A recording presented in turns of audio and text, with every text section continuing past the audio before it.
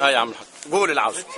من اول ما جاءت النار اتصلنا بالمطافي، قالوا اتصلوا بالمسؤولين. المسؤولين قالوا اتصلوا بالمطافي. قعدنا 4 ساعات شغلوا ميتنا المطافي. بعد ما جت المطافي صح يا اخوان ولا صح؟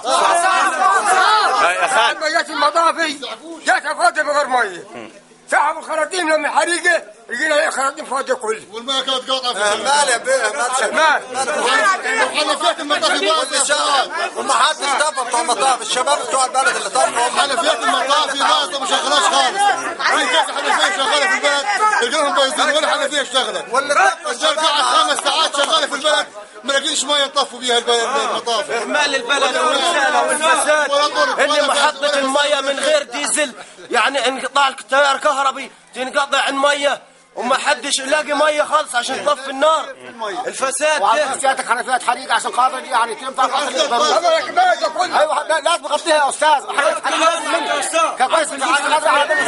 المشكله انه هو عربيات المطافي عربيات المطافي بعد ما جات وجاي معاها البيه مدير الامن والساده مساعدين مدير الامن. اللي حصل انه هو العربيات ما فيهاش سولر.